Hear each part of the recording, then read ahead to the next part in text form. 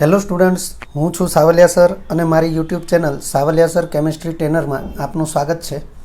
વિદ્યાર્થી મિત્રો, 12 સાયન્સ કેમિસ્ટ્રીનું ચેપ્ટર આલ્કોહોલ, ફિનોલ અને ઇથર સંયોજનો, જેના JEE નીટના MCQ સોલ્યુશનનો આ લેક્ચર નંબર 4 છે. લાસ્ટ લેક્ચર એટલે કે MCQ સોલ્યુશન લેક્ચર નંબર 3, એમાં આપણે આલ્કોહોલ અને ઇથરની બનાવટ તેમજ રાસાયણિક ગુણધર્મોને લગતા MCQનો અભ્યાસ કરેલો. આ લેક્ચરમાં એટલે કે MCQ સોલ્યુશન લેક્ચર નંબર 4માં આપણે આલ્કોહોલની બનાવટ અને આલ્કોહોલના રાસાયણિક ગુણધર્મો વિશેના MCQ તો જોઈ જ રહ્યા છીએ. ઉપરાંત ફિનોલની બનાવટ અને ફિનોલના રાસાયણિક ગુણધર્મો તેમજ ઇથર અને એરાઇલ ઇથરના રાસાયણિક ગુણધર્મો વિશેના MCQ પણ જોઈશું. તો શરૂ કરીએ. પહેલો MCQ છે, આપેલ પૈકી કઈ પ્રક્રિયા માટે મળતી નીપજ યોગ્ય નથી? તો વિદ્યાર્થી મિત્રો, તમને 4 ઓપ્શન આપ્યા છે. 4 ઓપ્શનમાં તમે જોઈ શકો છો કે તમામ પ્રક્રિયા જે છે એમાં મેગ્નેશિયમ બ્રોમાઇડ આગળ મિથાઇલ ઇથાઇલ એવા જે આલ્કાઇલ સમૂહ છે. તો methyl magnesium bromide, ethyl magnesium bromide, ethyl magnesium bromide, methyl magnesium bromide. તો આ આલ્કાઇલ મેગ્નેશિયમ હેલાઇડ પ્રકારના પદાર્થ છે, જેને ગ્રિગ્નાર્ડ પ્રક્રિયક કહેવાય, એવું આપણે જાણતા હોવા જોઈએ. જળ વિભાજન એ પ્રક્રિયા પરિસ્થિતિ સમાન છે. જે પદાર્થો અલગ અલગ અહીંયા આપવામાં આવ્યા છે, ફોર્માલ્ડિહાઇડ છે, એસિટાલ્ડિહાઇડ, ફોર્માલ્ડિહાઇડ, એસિટોન, તો બધા જ પદાર્થ કાર્બોનિલ સંયોજનો છે, એટલે કે C ડબલ બોન્ડ O સમૂહ ધરાવતા સંયોજનો છે. ફોર્માલ્ડિહાઇડ, એસિટાલ્ડિહાઇડ, ફોર્માલ્ડિહાઇડ આ આલ્ડિહાઇડ સંયોજનો છે. નામના અંતે જે પ્રત્યય આવે છે એના ઉપરથી જ ખ્યાલ આવી જાય. એસિટોન ઓન પ્રત્યય છે, એટલે નામના અંતે ઓન પ્રત્યયથી ખ્યાલ આવી જાય કે આ કીટોન પ્રકારના પદાર્થો છે. અને તમને સામે જમણી બાજુએ નીપજ એના નામ આપેલા છે.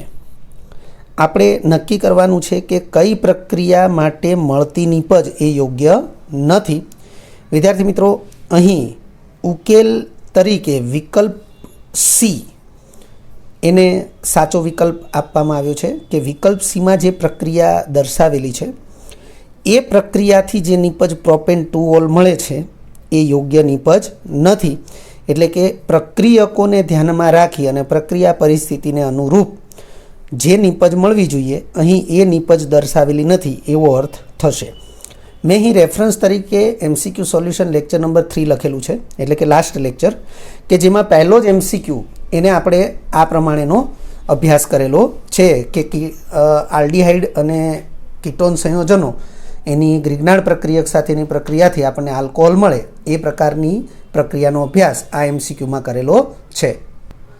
આથી MCQ સોલ્યુશન લેક્ચર નંબર 3 એનો પણ તમારે અભ્યાસ કરી લેવો જોઈએ. અને ખાસ કરીને MCQ નંબર 1 કે જેના આધારે તમે આ MCQને સમજી શકો છો. MCQ નંબર 1ની અંદર મેં અમુક નોંધ પણ લખેલી છે, એને પણ ધ્યાનમાં લેવી જોઈએ, કારણ કે નોંધના આધારે પણ તમને આ MCQનો આન્સર મળી શકે છે.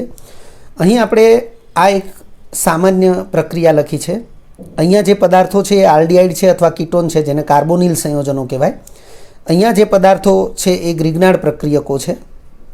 જળ વિભાજન એ પ્રક્રિયા પરિસ્થિતિ છે અને નીપજ તરીકે જે પદાર્થો આપ્યા છે એ આલ્કોહોલ સંયોજનો છે. અહીં આપણે 4 પ્રક્રિયાઓ જે છે એ 4 પ્રક્રિયાઓમાં જે પદાર્થોના નામ છે એને અનુરૂપ આપણે અહીંયા પદાર્થોના સૂત્રો લઈશું અને સામે મળતી નીપજોને વિચારીશું. અહીં જે નીપજો આપી છે એ જ નીપજો આપણે દર્શાવીએ છીએ એવું બિલકુલ નથી. જે નીપજ અહીંયા બે પદાર્થોને અનુલક્ષીને મળતી હશે એ આપણે અહીંયા લખી હશે.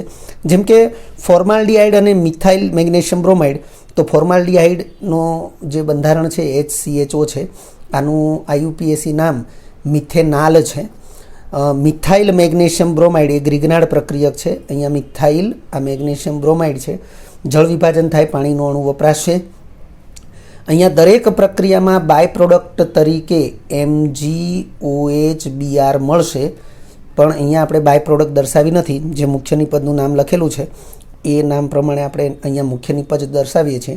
તો અહીંયા આ પ્રક્રિયા થઈને ઇથેનોલ જ મળશે. વિદ્યાર્થી મિત્રો, વાસ્તવમાં તો પ્રક્રિયા જે છે એને આપણે આ પ્રમાણે સમજી શકીએ. પરંતુ એક પ્રક્રિયાને હું સમજાવી અને બાકીની પ્રક્રિયાઓ જે છે એને તમે જાતે સમજી શકો. આ ફોર્માલ્ડિહાઇડનું બંધારણ છે. CH3MgBr એ ફોર્માલ્ડિહાઇડમાંના કાર્બોનિલ સમૂહમાં યોગશીલ પ્રક્રિયા આપશે. CH3 જે છે એ કાર્બન સાથે જોડાશે અને MgBr છે એ ઓક્સિજન સાથે જોડાશે. એટલે આપણને એક મધ્યવર્તી યોગશીલ પદાર્થ મળશે. કાર્બન સાથે 2 હાઇડ્રોજન એઝ ઇટ ઇઝ છે, એટલે હું અહીંયા 2 હાઇડ્રોજન CH2 લખીશ. કાર્બન સાથે CH3 જોડાશે એટલે હું CH3 લખીશ. ઓક્સિજન સાથે એટલે કાર્બન ઓક્સિજન વચ્ચે એક બંધ તો બાકી રહેશે જ, અને એ ઓક્સિજન સાથે MgBr જોડાશે અને ત્યારબાદ જળ વિભાજન થશે. પાણીનો અણુ HOH એવા 2 ભાગમાં વિભાજિત થશે. અહીંયાથી MgBr એ OH સાથે જોડાશે. આપણે MCQ સોલ્યુશન લેક્ચર નંબર 3માં પહેલો MCQ જે આપણે સમજાવ્યો એની અંદર પણ આપણે આ બાબતની સ્પષ્ટતા કરી છે. એટલે MgOHBr એ બાય પ્રોડક્ટ તરીકે છૂટું પડશે અને આ હાઇડ્રોજન છે એ ઓક્સિજન સાથે જોડાશે એટલે આપણને નિપજ તરીકે CH3CH2O અને હાઇડ્રોજન જોડાવાથી H એટલે આલ્કોહોલ તરીકે ઇથેનોલ એ નિપજ મળશે. તમે જોઈ શકો છો અહીંયા ઇથેનોલ નિપજ બતાવેલી છે. ઇથેનોલ એ પ્રાથમિક આલ્કોહોલ છે. તો આપણે MCQ સોલ્યુશન લેક્ચર નંબર 3 અને એમાં પ્રથમ MCQ છે એની નોંધમાં એવું લખેલું કે ફોર્માલ્ડિહાઇડ સાથે જો ગ્રિગ્નાર્ડ પ્રક્રિયકની પ્રક્રિયા થાય આ પ્રકારની તો હંમેશા પ્રાથમિક આલ્કોહોલ નિપજ તરીકે મળશે. ફોર્માલ્ડિહાઇડ સિવાયનો કોઈ પણ આલ્ડિહાઇડ, દાખલા તરીકે એસિટાલ્ડિહાઇડ છે એ ફોર્માલ્ડિહાઇડ સિવાયનો આલ્ડિહાઇડ છે. તો એસિટાલ્ડિહાઇડ જે છે એની પ્રક્રિયા થશે ગ્રિગ્નાર્ડ પ્રક્રિયક સાથે તો આપણને દ્વિતીયક આલ્કોહોલ મળશે. એવી નોંધ પણ આપણે આ MCQ સોલ્યુશન લેક્ચર નંબર 3માં પહેલો MCQ છે ત્યાં લખેલી છે. તો તમે જોઈ શકો છો કે એસિટાલ્ડિહાઇડ સાથેની ગ્રિગ્નાર્ડ પ્રક્રિયકની પ્રક્રિયા અહીંયા મિથાઇલ મેગ્નેશિયમ બ્રોમાઇડ છે, પરંતુ બીજી પ્રક્રિયામાં ઇથાઇલ મેગ્નેશિયમ બ્રોમાઇડ લીધેલો છે. તો જળ વિભાજનથી આપણને બ્યુટેન ટુ ઓલ નિપજ મળશે જે દ્વિતીયક આલ્કોહોલ છે. તો એ જે બીજી પ્રક્રિયા છે એમાં બ્યુટેન ટુ ઓલ જ છે, તો એ નિપજ પણ સાચી જ છે. હવે પ્રક્રિયા વિકલ્પ C પ્રમાણેની વિચારીએ.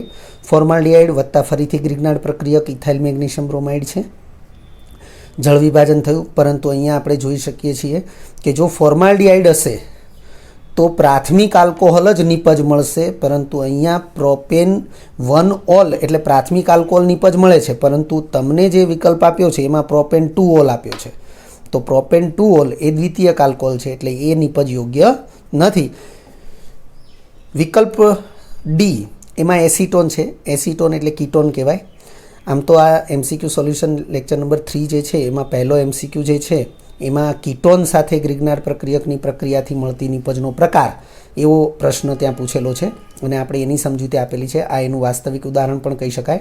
એસિટોન છે એ મિથાઇલ મેગ્નેશિયમ બ્રોમાઇડ સાથે એટલે કે ગ્રિગ્નાર્ડ પ્રક્રિયક સાથે પહેલાં યોગશીલ નિપજ આપશે મધ્યવર્તી, અને ત્યારબાદ જળ વિભાજનથી આ પ્રકારે આપણને 2 મિથાઇલ, બીજા કાર્બન ઉપર મિથાઇલ 1 2 3 એટલે આ 3 કાર્બનની શૃંખલા પ્રોપેન કહેવાય.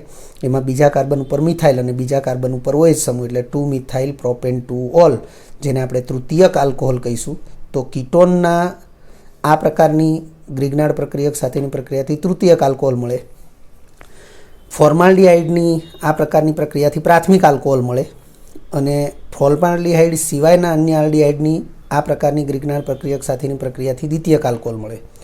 તો તમે જોઈ શકો છો કે વિકલ્પ Cની અંદર તમને જે પદાર્થ આપ્યો છે પ્રોપેન 2 ઓલ એ વાસ્તવમાં દ્વિતીયક આલ્કોહોલ છે. આપણે બીજા પેજ ઉપર એ આગળ સમજૂતી આપેલી જ છે, તમે જોઈ શકો છો. લખ્યું છે વિકલ્પ Cમાં નિપજ પ્રોપેન 2 ઓલ. નિપજ Cમાં પ્રોપેન 2 ઓલ એટલે કે CH3CH3OH આપેલ છે જે દ્વિતીયક આલ્કોહોલ છે. આથી તે યોગ્ય નથી, કારણ કે દ્વિતીયક આલ્કોહોલ નિપજ એ ફોર્માલ્ડિહાઇડ સાથેની પ્રક્રિયાથી મળશે નહીં. ત્યારબાદ બીજા નંબરનો MCQ છે. તમને દ્વિતીયક આલ્કોહોલ પ્રક્રિયક તરીકે આપેલું છે અને ક્રમશઃ 1, 2 અને 3 અને આ ચોથી એવી 4 પ્રક્રિયા પરિસ્થિતિમાંથી પસાર થઈ અંતિમ નિપજ W મળે છે. તો પ્રશ્ન પૂછવામાં આવ્યો છે અહીં અંતિમ નિપજ W નીચેના પૈકી કઈ હશે?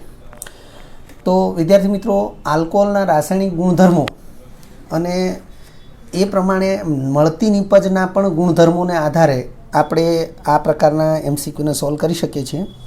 અહીં તમને 4 પ્રકારના પદાર્થો નિપજ તરીકે દર્શાવેલા છે, જે પૈકી વિકલ્પ બી એ ઉકેલ તરીકે સાચો વિકલ્પ આપવામાં આવ્યો છે. અહીં આપણે જે પ્રક્રિયા પરિસ્થિતિ છે એ પ્રમાણે પ્રક્રિયાને સમજવાનો પ્રયત્ન કરીએ. સૌથી પહેલાં તો CH3 બીજા કાર્બન ઉપર OH, એને આપણે બીજી એક રીતે દર્શાવીએ તો આ રીતે પણ દર્શાવી શકાય, અને એ બહુ સરળ છે, કારણ કે બંધારણની દ્રષ્ટિએ જે કાર્બન સાથે હાઇડ્રોજન છે એને આપણે એઝ ઇટ ઇઝ રાખીએ, OH સમૂહને પણ એઝ ઇટ ઇઝ રાખીએ, અને આ બંને CH3 સમૂહ એ આ CH એટલે કે આ બીજા નંબરના કાર્બન સાથે છે, અને એને આપણે આ રીતે દર્શાવીએ તો આ બંધારણ એ જ આ બંધારણ છે, અને એને આપણે આ રીતે દર્શાવી શકીએ કે આ CH પાસે CH3 2 વખત એટલે CH3 ટ્વાઇસ CHOH, એટલે આ પદાર્થ કે જે તમને પ્રક્રિયક તરીકે આપ્યો છે એને CH3 ટ્વાઇસ CHOH તરીકે પણ દર્શાવાય. અને આપણે જે પ્રક્રિયા અભ્યાસમાં લઈશું એમાં આ પદાર્થને ધ્યાનમાં રાખીને આગળ વધીશું. આપેલ પ્રક્રિયા નીચે મુજબ થશે. પદાર્થ જે આપ્યો છે એના બદલે આપણે આવું બંધારણ ધ્યાનમાં લીધું. PbR3, વાસ્તવમાં PbR3 સાથે આના 3 અણુ પ્રક્રિયામાં ભાગ લેશે. OHનું વિસ્થાપન Br વડે થશે, એટલે આપણને નિપજ તરીકે હાઇડ્રોકાર્બન ભાગ જે છે એનો એ જ રહેશે, OHના બદલે Br આવશે. આ આલ્કોહોલ છે તો મળતી નિપજ એ હેલો આલ્કેન નિપજ થશે. એનું નામ જો આપણે જાણવું હોય તો જેમ આ જે છે એ OH એ બીજા કાર્બન ઉપર છે તો 1 2 3 એને પ્રોપેન 2 ઓલ કહેવાય, પણ જો હવે આના બદલે Br આવે તો આ 2 બ્રોમો પ્રોપેન થશે. આમ તો અહીં નિપજના નામ સાથે કોઈ લેવા દેવા નથી, પરંતુ આપણે નિપજ X જે છે એનું બંધારણ આવું છે એ ધ્યાનમાં રાખીશું. શુષ્ક ઇથરની હાજરીમાં મેગ્નેશિયમ સાથેની પ્રક્રિયાથી આ કાર્બન અને બ્રોમિન વચ્ચેનો બંધ તૂટી અને મેગ્નેશિયમ પરમાણુ ત્યાં દાખલ થશે, અને એનાથી આપણને આલ્કાઇલ મેગ્નેશિયમ બ્રોમાઇડ પ્રકારની નિપજ મળશે, જે નિપજ Y છે, જેને આપણે ગ્રિગ્નાર્ડ પ્રક્રિયક તરીકે ઓળખીએ છીએ. અને એ ગ્રિગ્નાર્ડ પ્રક્રિયક જે છે આ CH2 ટ્વાઇસ O, આ જે CH2 ટ્વાઇસ O છે એનું બંધારણ આવું થશે. વિદ્યાર્થી મિત્રો, CH2 ટ્વાઇસ કાર્બન 4 બંધ બનાવે, એટલે CH2માં કાર્બન સાથે 2 હાઇડ્રોજન અને બાકીના 2 બંધ જે છે એ પૈકી એક બંધ કાર્બન સાથે ને એક બંધ ઓક્સિજન સાથે. ઓક્સિજન હંમેશા 2 બંધ બનાવે, એ જ રીતે આ CH2ને વિચારી શકાય. તો આ બંધારણ ચક્રીય બંધારણ છે. હવે ગ્રિગ્નાર્ડ પ્રક્રિયક ત્યાં ચક્રીય બંધારણ સાથે પ્રક્રિયા કરશે, એટલે ઓક્સિજન કાર્બન વચ્ચેનું બંધ તૂટશે અને ઓક્સિજન સાથે MgBr જોડાશે, અને CH2 વાળા કાર્બન સાથે આ હાઇડ્રોકાર્બન ભાગ જોડાશે, એટલે એ બંધારણ જે છે એ આ પ્રકારનું બનશે, જેને મધ્યવર્તી યોગશીલ પદાર્થ કહે છે. વિદ્યાર્થી મિત્રો, આ મધ્યવર્તી યોગશીલ પદાર્થ એ અંતિમ તબક્કામાં જળ વિભાજન અનુભવશે. આપણે આ જે ઝેડ આપ્યો છે એ મધ્યવર્તી યોગશીલ પદાર્થ છે. જળ વિભાજનથી H અને OH એવા 2 ભાગ પડશે. MgBr છે એની સાથે પાણીનો OH જોડાશે, એટલે MgOHBr એ બાય પ્રોડક્ટ તરીકે દૂર થશે. જ્યારે પાણીનો H એ આ ઓક્સિજન સાથે OH સમૂહ બનાવશે, અને તેથી વિકલ્પ બી પ્રમાણેની નિપજ આપણને મળશે, એટલે કે CH3 twice CH CH2 CH2OH, એટલે વિકલ્પ બી પ્રમાણેની નિપજ આપણને અંતિમ નિપજ મળશે, જે W તરીકે દર્શાવેલી છે. એટલે અંતિમ નિપજ W એ વિકલ્પ બી તરીકે જે પદાર્થ આપેલો છે એ મળશે.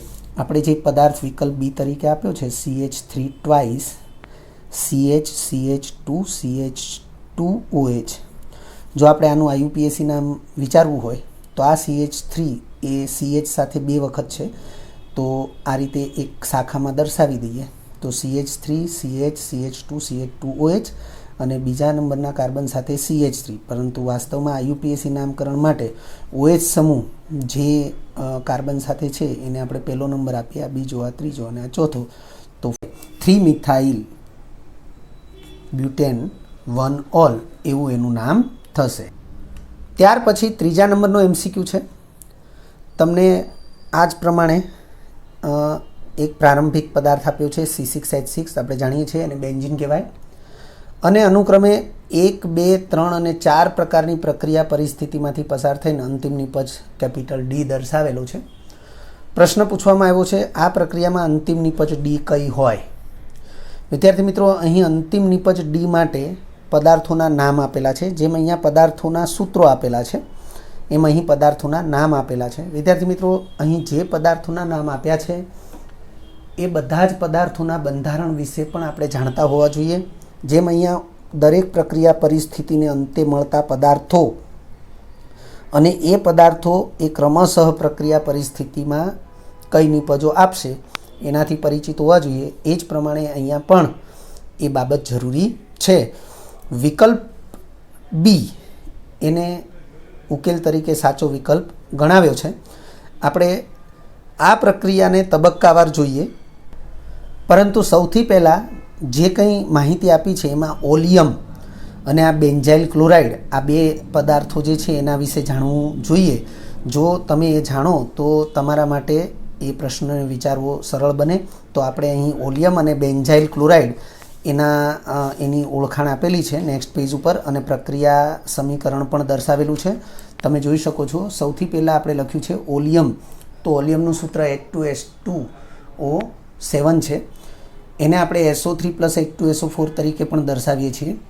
અને આ પ્રક્રિયા એટલે કે આ પદાર્થ એ સલ્ફોનેશન પ્રક્રિયા આપે છે. પછી બીજું છે બેન્ઝાઇલ ક્લોરાઇડ. પ્રક્રિયા પરિસ્થિતિમાં બેન્ઝાઇલ ક્લોરાઇડ, તો બેન્ઝાઇલ ક્લોરાઇડ જે છે એનું બંધારણ આ થશે.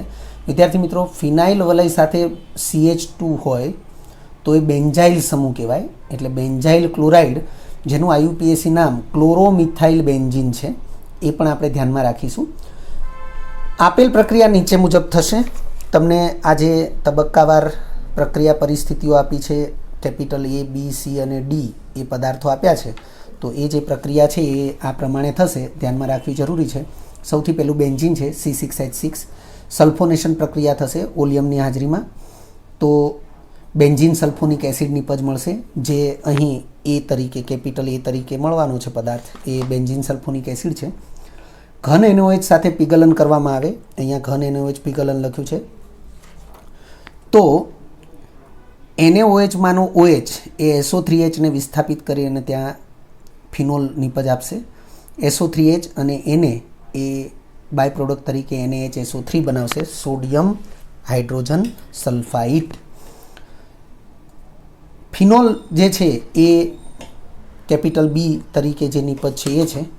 હવે ફિનોલ એસિડિક ગુણધર્મ ધરાવે છે અને જલીય NaOH સાથેની પ્રક્રિયા એટલે જલીય NaOH એટલે બેઝ, ફિનોલ પોતે એસિડ અને બેઝ વચ્ચેની પ્રક્રિયા તટસ્થીકરણ પ્રક્રિયા કહેવાય. ક્ષાર અને પાણી બને તો પાણીનો અણુ બાય પ્રોડક્ટ અને ક્ષાર તરીકે સોડિયમ ફિનોક્સાઇડ જે C નિપજ જે છે એ ક્ષાર છે, સોડિયમ ફિનોક્સાઇડ. અહીંયા આપણે એનું નામ લખ્યું છે સોડિયમ ફિનોક્સાઇડ. અને ત્યારબાદ બેન્ઝાઇલ ક્લોરાઇડ સાથેની પ્રક્રિયા થાય તો Cl- અને આ Na+ એ NaCl બાય પ્રોડક્ટ બનાવશે. CH2 દ્વારા ઓક્સિજન સાથેનું જોડાણ થશે, એટલે આ ફિનોક્સાઇડ આયન સાથે ઓક્સિજન પરમાણુ દ્વારા એ CH2ના માધ્યમથી બેન્ઝાઇલ સમૂહનું જોડાણ થશે. એટલે આ જે નિપજ છે એ અંતિમ નિપજ D છે. અને એ અંતિમ નિપજ D જે છે એનું નામ એ બેન્ઝાઇલ એટલે કે આ બેન્ઝાઇલ સમૂહ, આ ફિનાઇલ સમૂહ અને ઇથર, બેન્ઝાઇલ ફિનાઇલ ઇથર. આમ તો સામાન્ય નામ છે અને આલ્ફાબેટિકલ ઓર્ડર પ્રમાણે બેન્ઝાઇલને પહેલાં લખવું પડે, ફિનાઇલને પછી લખવું પડે અને પછી ઇથર, એટલે બેન્ઝાઇલ ફિનાઇલ ઇથર એ અંતિમ નિપજ D થશે, જે વિકલ્પ બીમાં આપેલ છે. વિદ્યાર્થી મિત્રો, આપણે એક નોંધ લખી છે કે જો બેન્ઝાઇલ ક્લોરાઇડ એટલે આ બેન્ઝાઇલ ક્લોરાઇડ છે ને બદલે બેન્ઝોઇલ ક્લોરાઇડ છે એનું સૂત્ર આ છે C6H5COCl. આ C6H5 એટલે ફિનાઇલ વલય છે. લેવામાં આવે તો અંતિમ નિપજ એ ફિનાઇલ બેન્ઝોએટ મળશે, એટલે કે આની બદલે ફિનાઇલ વલય અને CH2 ને બદલે CO એટલે C6H5 CO અને આ O અને ફિનાઇલ વલય એઝ ઇટ ઇઝ. તો આ C6H5 COO અને ફરી પાછું C6H5 એટલે એને ફિનાઇલ બેન્ઝોએટ કહેવાય. એવી નિપજ મળે. એટલે ફિનાઇલ બેન્ઝોએટ એ અહીંયા આપણને વિકલ્પ ડીમાં આપ્યું છે. પણ જો તમે બેન્ઝાઇલ ક્લોરાઇડ શબ્દને સમજવામાં ભૂલ કરો અને બેન્ઝાઇલ ક્લોરાઇડને બદલે બેન્ઝોઇલ ક્લોરાઇડ સમજી લો, અથવા બેન્ઝાઇલ ક્લોરાઇડના સૂત્ર ફિનાઇલ વલય સાથે CH2Cl ને બદલે ફિનાઇલ વલય સાથે COCl સમજી લેશો તો તમને વિકલ્પ પસંદ કરવામાં ભૂલ થઈ શકે છે. અને તેથી આપણે નોંધમાં એ બાબતની સ્પષ્ટતા કરી છે. ત્યારબાદ ચોથો MCQ પ્રશ્ન આપ્યો છે, ફિનોલ નીચેના પૈકી કોની સાથે પ્રક્રિયા કરશે નહીં? તો વિદ્યાર્થી મિત્રો, તમને 4 પદાર્થો આપ્યા છે: Br2 જળ, મંદ HNO3, NaOH અને Na2CO3. ઉકેલમાં વિકલ્પ ડી એને સાચો વિકલ્પ ગણાવ્યો છે કે ફિનોલ Na2CO3 સાથે કોઈ પ્રક્રિયા આપશે નહીં. પરંતુ આપણે અહીંયા કારણ સાથે એ બાબતને ધ્યાનમાં રાખીશું અને બાકીના 3 સાથે પ્રક્રિયા આપીને કયા પ્રકારની નિપજ બનાવે છે એ પણ આપણે જોઈશું. તો અહીં લખ્યું છે કે ફિનોલ એ નિર્બળ એસિડ ગુણ ધરાવે છે. તો વિદ્યાર્થી મિત્રો, આપણે જાણીએ છીએ કે ફિનોલનો સ્વભાવ એસિડિક છે અને આલ્કોહોલની સાપેક્ષે એની એસિડિક પ્રબળતા વધુ છે. તેમ છતાં એ કાર્બોક્સિલિક એસિડની સાપેક્ષે ઘણો નિર્બળ એસિડ ગુણ ધરાવે છે. જ્યારે Na2CO3 એક ક્ષાર છે અને એ નિર્બળ બેઝિક પ્રકૃતિ ધરાવતો ક્ષાર છે. હવે સ્વાભાવિક છે કે એસિડ અને બેઝ એ વિરુદ્ધ પ્રકૃતિ છે તો પ્રક્રિયા થવી જોઈએ. પરંતુ અહીં સ્પષ્ટતા કરી છે કે Na2CO3ની જે બેઝિક પ્રકૃતિ છે એ ફિનોલની એસિડિક પ્રકૃતિને તટસ્થ કરવા માટે પર્યાપ્ત પ્રબળ નથી, એટલે પ્રક્રિયા થશે નહીં. એટલે લખ્યું છે તેથી ફિનોલ Na2CO3 સાથે કોઈ પણ પ્રકારની પ્રક્રિયા આપશે નહીં.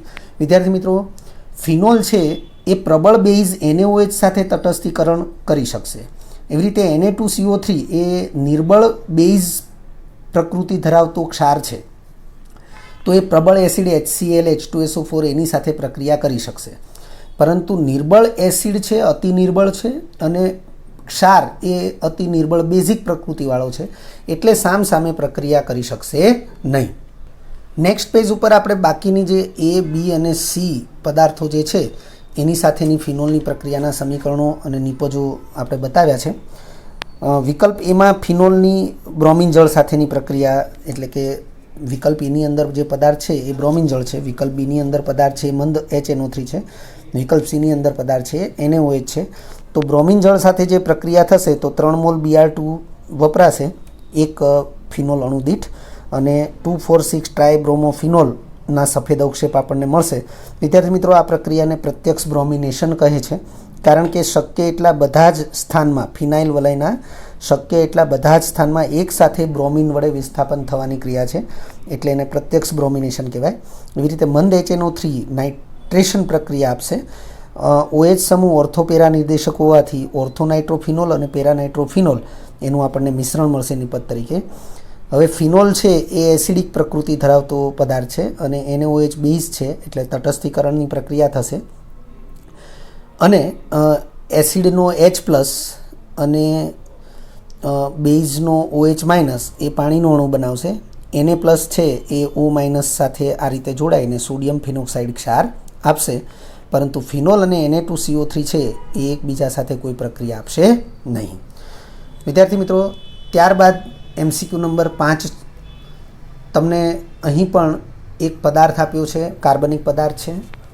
બેન્ઝીન વલય સાથે OCH3 એટલે મિથોક્સી સમૂહ છે અને એના એકાંતરિત સ્થાનમાં, એટલે કે એક સ્થાનને છોડી અને પછીના સ્થાનમાં બોન્ડ CH3 એટલે કે મિથાઇલ સમૂહ આપેલો છે અને એની Br2 સાથે FeBr3 ઉદ્દીપકની હાજરીમાં પ્રક્રિયા આપેલી છે.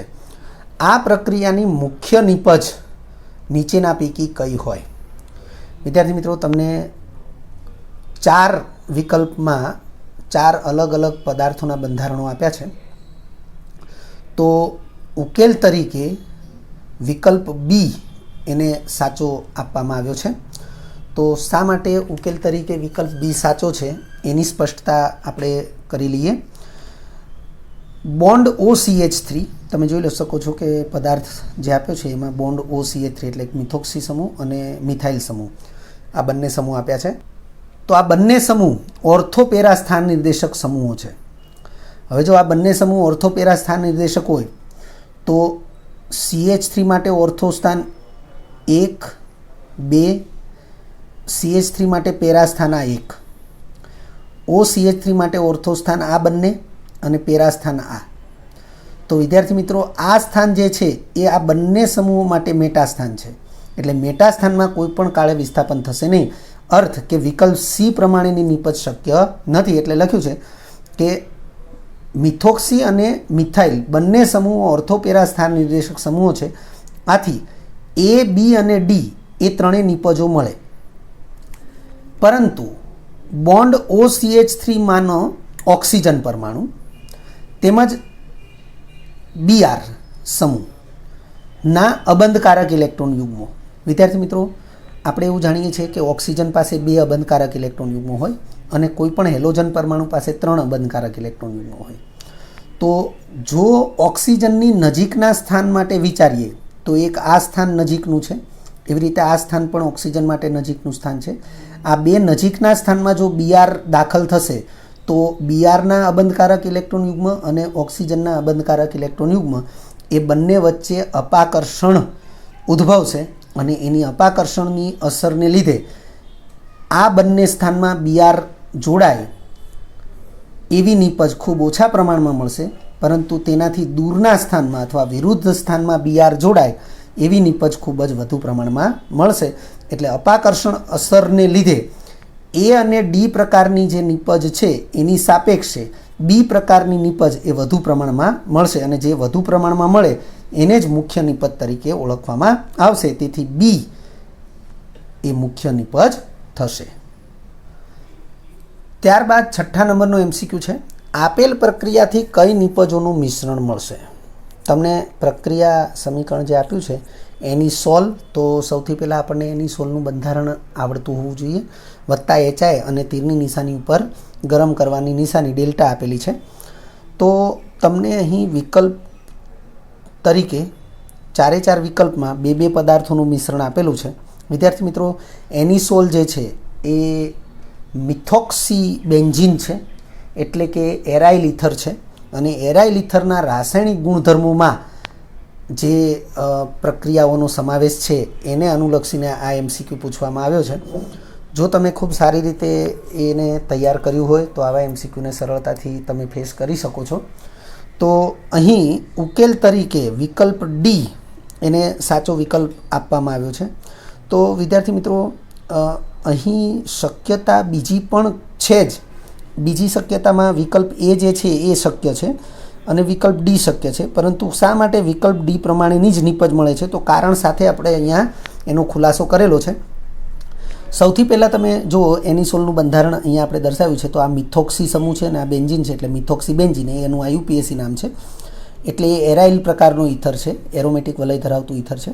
HI સાથેની એને ગરમ કરવામાં આવે ત્યારે આપણને ફિનોલ અને મિથાઇલ આયોડાઇડ આવી 2 નિપજ મળશે. પરંતુ આપણે વિદ્યાર્થી મિત્રો એવું વિચારી શકીએ કે ભાઈ આ ઓક્સિજન કાર્બન વચ્ચેનો બંધ તૂટ્યો, આયોડિન છે એ CH3 સાથે જોડાયું અને હાઇડ્રોજન છે એ ઓક્સિજન સાથે જોડાઈને OH બન્યો. તો વિદ્યાર્થી મિત્રો, આપણે એમ પણ વિચારી શકીએ કે અહીંયા બેન્ઝીન વલય અને ઓક્સિજન વચ્ચેનો બંધ તૂટે તો હાઇડ્રોજન છે એ ઓક્સિજન સાથે જોડાય તો મિથેનોલ બની શકે અને બેન્ઝીન વલય સાથે આયોડિન જોડાય તો C6H5I એટલે કે આયોડોબેન્ઝીન બની શકે. તો એ નિપજ પણ આપણે વિચારવી જોઈએ, પરંતુ એવું થતું નથી. તો એનું કારણ શું હોઈ શકે? તો આપણે અહીંયા નોંધમાં એ બધી બાબતો લખી છે કે અહીં વિકલ્પ A મુજબ નિપજો એ શક્ય બને, પરંતુ એ શક્ય બનવા માટે મેં કીધું એ પ્રમાણે શું થવું જોઈએ કે બેન્ઝીન વલય અને આ ઓક્સિજન વચ્ચેનો બંધ તૂટવો જોઈએ, પરંતુ તે તૂટશે નહીં. અને શા માટે નહીં તૂટે? તો એનું કારણ અહીંયા આપણે દર્શાવેલું છે કે અહીં વિકલ્પ A મુજબ નિપજો શક્ય બને, પરંતુ તેના માટે એટલે કે એ જે વિકલ્પ A મુજબની નિપજો બનવી પડે તો એના માટે શું જરૂરી છે? તો તેના માટે એનિસોલ માનો O બોન્ડ C6H5 એટલે કે ફિનાઇલ વલય અને ઓક્સિજન વચ્ચેનો જે બંધ છે એ બંધ તૂટવો જોઈએ. પરંતુ ઓક્સિજન અને ફિનાઇલ વલયના કાર્બન વચ્ચેનો જે બંધ છે એની સાપેક્ષે ઓક્સિજન અને મિથાઇલ વલયના કાર્બન વચ્ચે મિથાઇલ સમૂહના કાર્બન વચ્ચેનો જે બંધ છે એ વધુ નિર્બળ છે. આ બંધની સાપેક્ષે આ બંધ વધુ નિર્બળ છે. જે નિર્બળ હશે એ ઝડપથી તૂટશે. તો હવે આ પ્રબળ છે એની માટેનું કારણ શું છે? તો એ દર્શાવ્યું છે.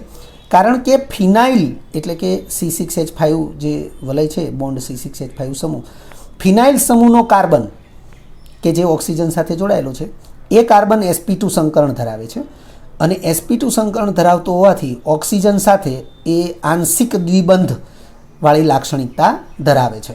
હવે જો એ આંશિક દ્વિબંધવાળી લાક્ષણિકતા ધરાવતી હોય તો આ બંધ સાપેક્ષમાં પ્રબળ ગણાય અને આ બંધ સાપેક્ષમાં નિર્બળ ગણાય. તેથી O બોન્ડ C6H5 જે બંધ છે એની સાપેક્ષે O બોન્ડ CH3 બંધ જે છે એ સરળતાથી તૂટે છે. O બોન્ડ CH3 બંધનું વિષમ વિભાજન થવાથી, હવે વિષમ વિભાજન થશે એટલે ઓક્સિજન અને કાર્બન વચ્ચેનો બંધ તૂટે તો ઓક્સિજન ઋણ વીજભારિત બનશે કારણ કે એની વિદ્યુત ઋણતા વધારે છે અને CH3નો કાર્બન ધનભારીય બનશે. એટલે ઓક્સિજન ઋણ વીજભારિત બને એનો મતલબ ફિનાઇલ વલય સાથેનો ઓક્સિજન એ ઓક્સિજન ઋણ વીજભારિત બનશે અને CH3નો કાર્બન ધનભારીય બનશે.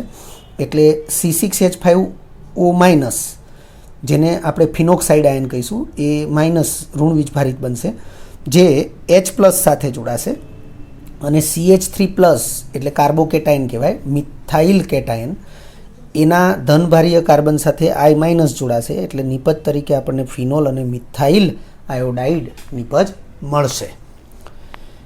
તો લખ્યું છે જે HIના અનુક્રમે H પ્લસ, તો પહેલું H પ્લસ છે જે C6H5O માઇનસ સાથે જોડાશે અને બીજું I માઇનસ છે જે CH3 પ્લસ સાથે જોડાશે.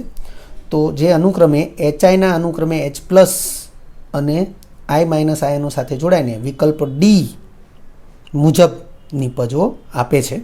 એક નોંધ લખી છે, જો ફેનિટોલ સાથે પ્રક્રિયા થાય, આ જે એનિસોલ છે એની બદલે ફેનિટોલ, એનિસોલમાં જે અહીંયા CH3 સમૂહ છે એની બદલે અહીંયા CH2CH3 આવે એટલે કે ઇથાઇલ સમૂહ આવે, તો અહીંયા નિપજ તરીકે મિથાઇલ આયોડાઇડ છે એની બદલે ઇથાઇલ આયોડાઇડ નિપજ મળશે CH3CH2I. એટલે લખ્યું છે તો CH3I ને બદલે CH3CH2I મળે છે, બાકી ફિનોલ તો એઝ ઇટ ઇઝ જ મળશે. ત્યારબાદ 7મો MCQ, તમને એક પદાર્થ આપ્યો છે જે ઇથર છે, પરંતુ તમે જોઈ શકો છો કે CH2 ડબલ બોન્ડ CH હાજર છે એટલે વાસ્તવમાં આ અસંતૃપ્ત ઇથર છે. તો અસંતૃપ્ત ઇથરની સામાન્ય તાપમાને HBr સાથેની પ્રક્રિયાથી નીચેના પૈકી કઈ નિપજ મળશે? વિદ્યાર્થી મિત્રો, આ પણ ઇથરના રાસાયણિક ગુણધર્મોને લગતો MCQ છે અને તમે જોઈ શકો છો કે આ પ્રકારના MCQ કે ક્યાંક તમને પ્રક્રિયા સમીકરણ આપ્યું હોય અને ક્યાંક તમને આ પ્રકારની પરિસ્થિતિ આપી દીધી હોય, કોઈ એક પદાર્થ આપ્યો હોય, આલ્કોહોલ, ફિનોલ કે ઇથર હોય અને તેની કોઈ એક પ્રક્રિયક સાથેની પ્રક્રિયાથી મળતી નિપજ વિશેનો તમને પ્રશ્ન પૂછવામાં આવ્યો હોય. તમને અહીં 4 વિકલ્પો આપ્યા છે અને 4 વિકલ્પોમાં તમને પદાર્થના બંધારણો આપેલા છે. પહેલા વિકલ્પમાં તમને 2 પદાર્થો આપ્યા છે. એવી રીતે ચોથા વિકલ્પ એટલે કે વિકલ્પ ડીની અંદર પણ 2 પદાર્થો જ આપ્યા છે. અહીંયા પ્લસની નિશાની કરી છે એનો મતલબ કે 2 પદાર્થોનું મિશ્રણ છે. અહીંયા પણ 2 પદાર્થોનો ઉલ્લેખ છે. જ્યારે બી અને સી વિકલ્પ છે એમાં એક જ પદાર્થ દર્શાવેલો છે. ઉકેલ તરીકે વિકલ્પ સી એને સાચો વિકલ્પ આપવામાં આવ્યો છે. તો કઈ રીતે એ પદાર્થ મળશે અને શા માટે એ પદાર્થ જ મળશે એ કારણ સહિત આપણે અહીંયા દર્શાવેલું છે. પ્રક્રિયા સમીકરણ આપણે અહીં દર્શાવ્યું છે. પ્રક્રિયા સમીકરણમાં જે પ્રક્રિયક પદાર્થ છે એ HBr સાથે પ્રક્રિયા કરે છે. તમે જોઈ શકો છો પ્રક્રિયકનું નામ અહીંયા લખ્યું છે મિથોક્સી ઇથિન. આ મિથોક્સી સમૂહ છે અને CH2 ડબલ બોન્ડ CH2 હોય તો એને ઇથિન કહેવાય, પરંતુ એક હાઇડ્રોજનનું વિસ્થાપન મિથોક્સી સમૂહ વડે થયેલું છે એટલે આપણે એને મિથોક્સી ઇથિન એવું કહીશું, જેનું સામાન્ય નામ મિથાઇલ વિનાઇલ ઇથર છે. આ bond CH double bond CH2 આ સમૂહને વિનાઇલ સમૂહ કહેવાય એવું યાદ રાખજો વિદ્યાર્થી મિત્રો. ક્યાંક જો તમે સાંભળ્યું હોય અથવા જાણ્યું હોય તો બરાબર છે, ના જાણ્યું હોય તો આ સમૂહને વિનાઇલ સમૂહ કહેવાય એવું યાદ રાખવું જરૂરી છે. એટલે આનું સામાન્ય નામ મિથાઇલ વિનાઇલ ઇથર થશે.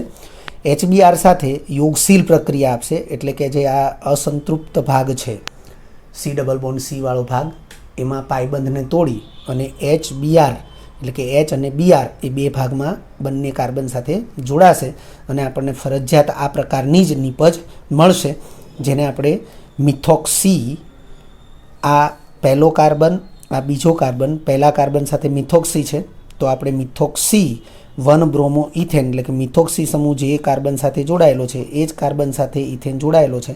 આપણે આને 1 મિથોક્સી પણ લખી શકીએ છીએ કે 1 મિથોક્સી 1 બ્રોમો ઇથેન એવી રીતે પણ આપણે એને લખી શકીએ છીએ.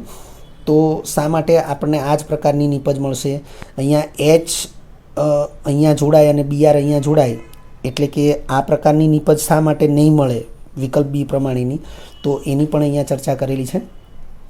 અહીં ઇથર એટલે કે બોન્ડ ઓ બોન્ડ સમૂહની સાપેક્ષે સી ડબલ બોન્ડ સી, આને ઇથિલિનિક દ્વિબંધ કહેવાય એવું યાદ રાખશો વિદ્યાર્થી મિત્રો. હું મૌખિક બોલું છું કે સી ડબલ બોન્ડ સી, એને શબ્દોમાં ઇથિલિનિક દ્વિબંધ કહેવાય. તો ઇથર સમૂહની સાપેક્ષે ઇથિલિનિક દ્વિબંધની અસંતૃપ્તતા એ વધુ પ્રતિક્રિયાત્મક છે.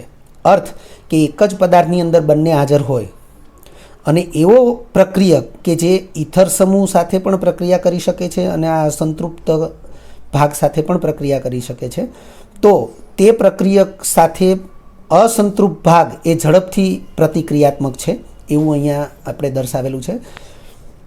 આથી ઇથરમાં કેન્દ્રાનુરાગી વિસ્થાપન પ્રક્રિયા થવાને બદલે, કારણ કે HBr છે એ ઇથરમાં એટલે કે OCH3નું કેન્દ્રાનુરાગી વિસ્થાપન કરી શકે છે, પરંતુ કેન્દ્રાનુરાગી વિસ્થાપન થવાને બદલે હવે જો એ કેન્દ્રાનુરાગી વિસ્થાપન કરે તો એ ક્રિયાવિધિ SN2 ક્રિયાવિધિ હોય છે, એ પણ આપણે અહીંયા ઉલ્લેખ કરી દીધો છે.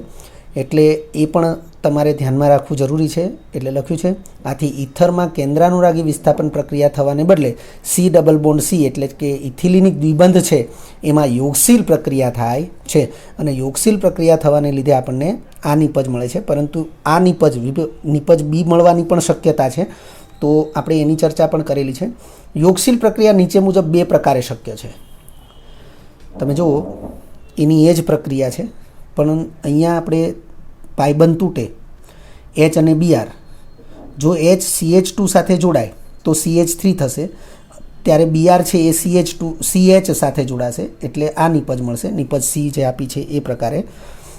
પણ જો એચ એ આ CH સાથે જોડાય તો એ CH2 થઈ જશે અને આ CH2 સાથે બીઆર જોડાશે તો બીઆર CH2 OCH3 જે વિકલ્પ બીમાં આપી છે એ પ્રકારની નિપજ. તો 2 શક્યતાઓ છે એવું આપણે દર્શાવ્યું છે, પરંતુ અહીંયા આપણે કારણ સાથે લખ્યું છે. પરંતુ અહીંયા ઇથિલિનિક દ્વિબંધ એટલે કે સી ડબલ બોન્ડ સી જે છે એ અસંમિત હોવાથી, કારણ કે જો આ કાર્બન સાથે 2 હાઇડ્રોજન છે, આ કાર્બન સાથે 1 હાઇડ્રોજન છે, એટલે એ અસંમિત છે. અસંમિત હોવાથી માર્કોનિકોવના નિયમ મુજબની નિપજ મળશે અને માર્કોનિકોવના નિયમ મુજબની નિપજ મળતી હોય તો એ વિકલ્પ સી પ્રમાણે માર્કોનિકોવના નિયમ મુજબની નિપજ એવી રીતે મળશે કે અસમ પ્રક્રિયક કે જેના 2 સમાન ભાગ નથી, તો એવો અસમ પ્રક્રિયક એમાં હાઇડ્રોજન અને બીઆર, તો બીઆર વિદ્યુત ઋણ ભાગ છે, તો વિદ્યુત ઋણ જે ભાગ હશે એ ઓછા હાઇડ્રોજન ધરાવતા કાર્બન સાથે જોડાશે. તો આ સંમિત ઇથિલિનિક દ્વિબંધમાં 2 કાર્બન જે છે એમાંથી જેની પાસે ઓછા હાઇડ્રોજન હોય એ કાર્બન સાથે વિદ્યુત ઋણ ભાગ જોડાય તો CHનો કાર્બન જે છે એની સાથે બીઆર જોડાશે એટલે આપણને વિકલ્પ સી મુજબની નિપજ મળશે. વિદ્યાર્થી મિત્રો, જો તમને આ વિડીયો લેક્ચર ગમ્યો હોય તો લાઇક આપજો, શેર કરજો અને સબસ્ક્રાઈબ પણ કરજો. અગાઉના લેક્ચરનું રિવિઝન અને પાઠ્યપુસ્તકનું વાંચન કરતા રહેજો. આ લેક્ચર અંગે કોઈ પણ ડિફિકલ્ટી હોય તો મને વોટ્સઅપ કરી શકાય. આભાર. ફરી મળીશું નવા વિડીયો લેક્ચરમાં.